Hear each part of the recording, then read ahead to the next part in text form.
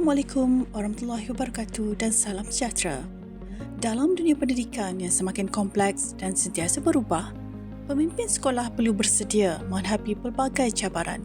Salah satu pendekatan yang penting ialah pemikiran berasaskan risiko, iaitu keupayaan mengenal pasti, menilai dan mengurus risiko sebelum ia memberi kesan kepada organisasi sekolah.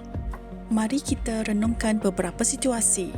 Apabila merancang program besar sekolah, adakah kita hanya memikirkan kejayaan atau turut mempertimbangkan faktor yang boleh menyebabkan kegagalan? Apabila prestasi peperiksaan menurun, adakah kita melihat kesannya dalam jangka panjang? Apabila guru berpengalaman bersara, adakah proses pemindahan pengetahuan telah dirancang? Dan apabila berlaku aduan ibu bapa di media sosial, adakah ia sekadar isu terpencil atau risiko kepada reputasi sekolah? Persoalan-persoalan ini menunjukkan bahawa pemikiran berasaskan risiko perlu menjadi sebahagian daripada amalan kepimpinan harian. Hari ini, sekolah turut dipengaruhi oleh perubahan global seperti perkembangan teknologi, ketidaktentuan ekonomi, perubahan sosial dan cabaran alam sekitar. Perubahan-perubahan ini boleh memberi kesan langsung kepada operasi sekolah, proses pembelajaran dan kesejahteraan warga sekolah. Oleh itu, pemimpin perlu sentiasa peka terhadap perubahan persekitaran dan bersedia menghadapi risiko yang mungkin timbul. Sekolah berdaya tahan bukanlah sekolah yang bebas daripada risiko.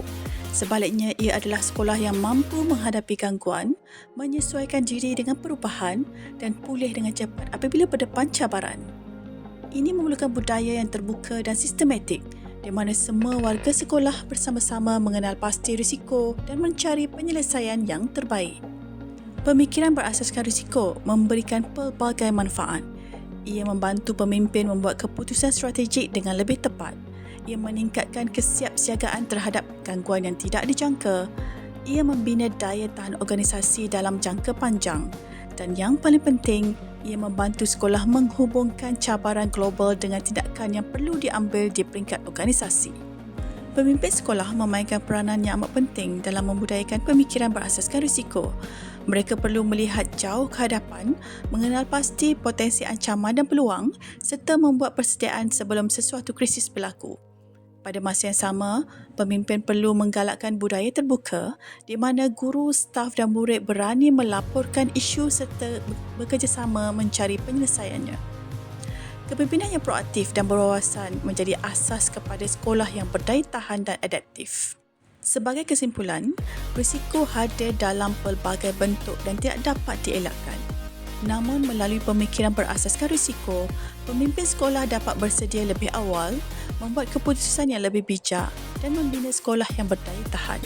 Sekolah yang berdaya tahan ialah sekolah yang mampu menyesuaikan diri, responsif terhadap perubahan dan terus maju walaupun berdepan cabaran. Marilah kita bersama-sama membina sekolah yang lebih berdaya tahan kerana kepimpinan yang bijak bermula dengan pemikiran berasaskan risiko.